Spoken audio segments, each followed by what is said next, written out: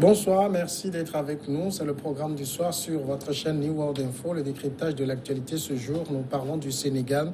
Le Fonds monétaire international et le Sénégal se sont entendus sur une série de politiques et de réformes censées engager l'État sénégalais à une bonne conduite en termes de croissance et d'endettement et l'aider à obtenir des financements internationaux. C'est ce qu'a annoncé le Fonds monétaire international lundi à Dakar. Les engagements pris par les autorités sénégalaises visent aussi une gestion transparente des ressources des récentes découvertes d'hydrocarbures. L'accord entre le FMI et le Sénégal doit permettre à ce dernier de bénéficier de l'instrument de coordination des politiques économiques du fonds. Il doit encore être approuvé par le conseil d'administration du FMI d'ici à la mi-décembre 2019, a dit à la presse Corinne Delécha, qui a conduit la mission du Fonds monétaire à Dakar. On va en parler ce soir avec Mamadou Diouf, notre éditorialiste. Bonsoir Mamadou Diouf. Bonsoir Samuel. Le FMI et le Sénégal engagés pour une bonne gouvernance. Est-ce qu'on doit en conclure que la gouvernance économique ou des affaires publiques au Sénégal n'était pas si rose que ça?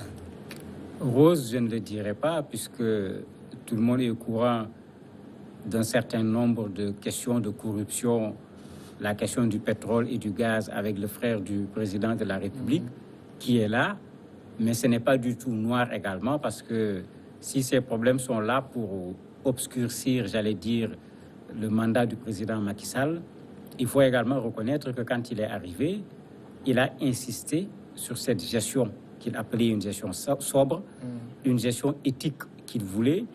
Et dans la pratique, il a posé des actes forts allant dans le sens d'une bonne gouvernance des deniers publics du Sénégal qui, comme tout le monde le sait, ne sont pas extraordinaires. Donc, il y a un travail qui a été fait par le président de la République qui est en train d'être reconnu par le FMI, mais le FMI reconnaît également que ce travail n'est pas suffisant. Il y a encore des choses qu'il faut améliorer. Mais on a de tout temps vanté que le Sénégal avait une bonne cote aux yeux de la communauté internationale. Pourquoi avoir besoin de l'appui du FMI pour obtenir des prêts? En fait, ici, ce qui fait la particularité, c'est que généralement, les gens partent vers le FMI pour avoir de l'argent. Ici, ce n'est pas le cas, puisque le Sénégal a compris, pour l'avoir expérimenté de façon générale, là où le FMI passe, les populations trépassent. Puisque quand le FMI donne de l'argent, il y a ces conditions. Ici, il ne s'agit pas de donner de l'argent. Le Sénégal a présenté le travail qui a été fait sur le plan microéconomique, sur le plan macroéconomique. Le Sénégal a présenté ce qu'on appelle le plan Sénégal émergent, que le président Macky Sall utilise comme programme pour le développement du Sénégal. Et le FMI trouve que cette chose peut permettre au Sénégal de sortir de sa situation actuelle et d'aller vers des lendemains meilleurs sur le plan économique, tout comme sur le plan social. Mais, parce qu'il y a des mais quand même dans le rapport que le FMI a publié, il y a encore un certain nombre de problèmes qu'il va falloir régler. Ils ont cité par exemple la question de l'endettement, en trouvant que le taux d'endettement est quand même important. Et quand on regarde la courbe, l'endettement ne fait que augmenter. Et là, il tire la sonnette d'alarme pour dire attention, si l'endettement continue d'augmenter de la sorte, ça peut un jour créer des problèmes. Ils ont parlé de la lutte contre la pauvreté, ils trouvent qu'on n'en fait pas assez. Ils ont parlé de la santé, ils trouvent que la part du budget alloué à la santé est faible, 4,5%, etc. Donc, autant le rapport a constaté ce qui est positif, qui est fait, qui encourage le FMI à accepter d'accompagner le Sénégal, autant le rapport a mis le doigt également sur des aspects qui ne sont pas des meilleurs. Oui, mais que vise le Sénégal en acceptant se faire évaluer ainsi? En fait, quand le Sénégal accepte déjà, c'est déjà un pas vers la transparence. Parce que quand on accepte parce qu'il y a eu 25 experts de plusieurs pays qui sont venus, qui ont produit un rapport de 400 pages. Ils ne se sont pas contentés de regarder le Sénégal, ils ont comparé le Sénégal avec les îles Maurice, avec le Rwanda, etc. C'est un énorme rapport où on a essayé de regarder le Sénégal sous tous les angles. La question de l'industrialisation, par exemple, ils disent non, elle est extrêmement faible pour le moment, et pour que le Sénégal se relance, il faut davantage d'industrialisation. La question de la motorisation de l'agriculture, même chose, quelque chose est fait. Le président a fait un effort, il va vers une autosuffisance en riz, etc. Mais toujours, ce n'est pas encore suffisant parce que le Sénégal est victime de ce à quoi une bonne partie des pays africains sont victimes. Une bonne partie de ce que nous consommons, y compris même parfois la nourriture, nous vient d'ailleurs.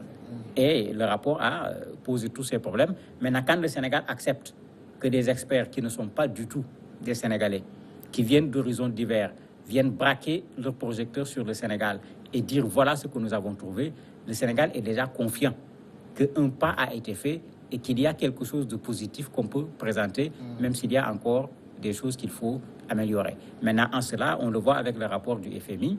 Quand le FMI dit qu'ils sont prêts à accompagner le Sénégal, faciliter les relations entre le Sénégal et d'autres partenaires sur le plan économique, ça veut dire que quelque part, le FMI est en train de mettre son cachet pour accepter qu'il y a du bon travail qui se fait sur le plan économique. Mais ceci se passe au moment où, sur le continent, de plus en plus de personnes voient d'un très mauvais œil ces missions du FMI et le programme auquel ils soumettent les États.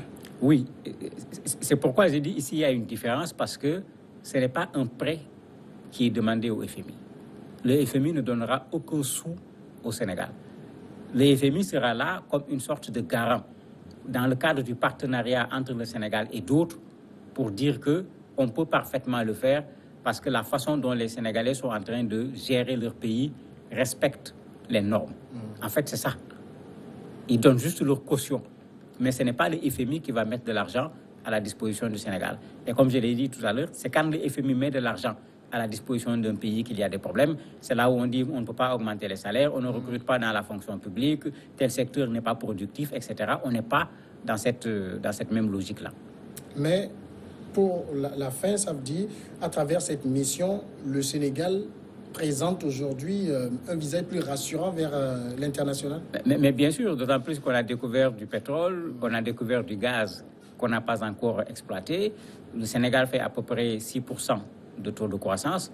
On s'attend qu'avec l'exploitation du pétrole, du gaz à partir de 2020-2021, qu'on dépasse largement ces 6% de taux de croissance et que le Sénégal soit en mesure d'avoir des ressources propres au lieu de continuer à emprunter des ressources sur le plan international, lui permettant de pouvoir prendre en charge certains éléments concernant l'économie et le social au niveau du pays. Donc il y a ça également, il y a cette perspective qui est là, qui va en principe, si le pétrole et le gaz sont bien gérés, amener le Sénégal vers des lendemains meilleurs. Et ça également, le rapport le précise en disant il y a une perspective intéressante qui est là, à condition que ce pétrole et le gaz soient gérés comme il se doit. C'est une mission, disons, spontanée ou bien le Sénégal va être suivi? Le Sénégal va être suivi parce que le FMI parle d'accompagnement. Et d'accompagnement par rapport au plan Sénégal émergent, qui est un plan qui va à l'horizon 2035. Donc, il ne s'agit pas des évaluations ponctuelles qu'on voit d'habitude quand on a un programme du FMI qu'on est en train de dérouler. On vient, on regarde, on dit là, on est d'accord, vous n'avez pas utilisé suffisamment d'argent, les procédures sont trop lentes, etc. L'impact n'est pas le même. Non. Ici, le Sénégal a son programme de développement. Le programme de développement était déjà connu parce que ça a été présenté à Paris par le président de la République. Il y avait beaucoup de pays qui s'étaient engagés à participer, à faire des prêts. C'est pourquoi les dettes sont signalées.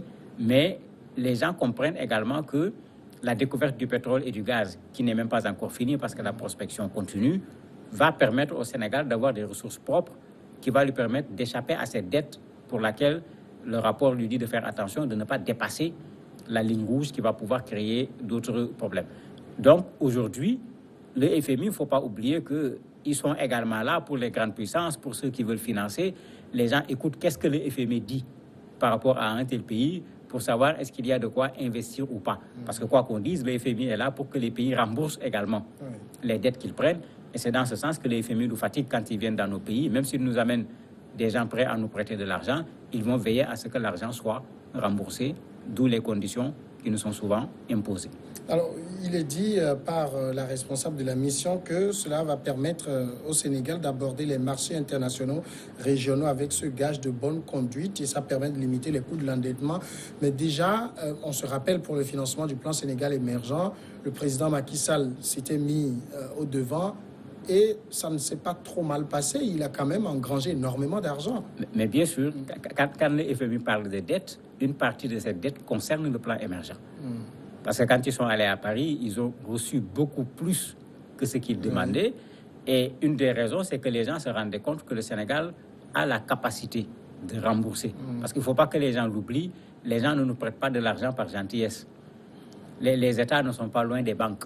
Quand on donne de l'argent aux gens, c'est parce qu'on peut récupérer l'argent. Et souvent, on peut récupérer l'argent plus quelque chose d'autre. Et quand le FMI donne cette garantie, ces gens-là sont davantage tranquilles par rapport à de l'argent qu'on peut investir au Sénégal.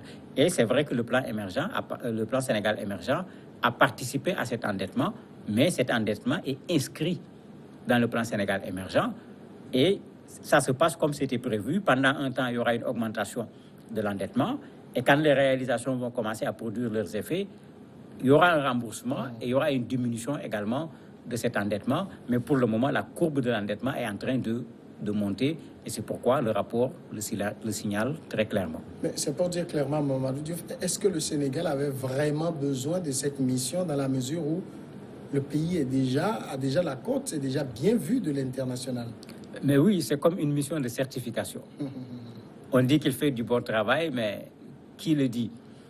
Quand c'est le FMI qui vient certifier par rapport aux relations multilatérales, même par rapport aux relations bilatérales, par rapport aux gros investisseurs qui ne sont pas toujours des États, mais qui sont également des privés, ces gens qui avaient déjà une bonne opinion sur l'économie sénégalaise vont se retrouver encore confortés dans leur position et ça leur donnera encore plus envie de venir investir au Sénégal. C'est pourquoi le Sénégal a laissé ces gens venir fouiller l'économie et sortir aussi bien ce qui marche que ce qui ne marche pas pour faire preuve de transparence et dire aux gens, mais vous pouvez venir, il y a la possibilité d'investir et nous sommes ouverts pour que les gens voient ce que nous faisons, on ne cache pas.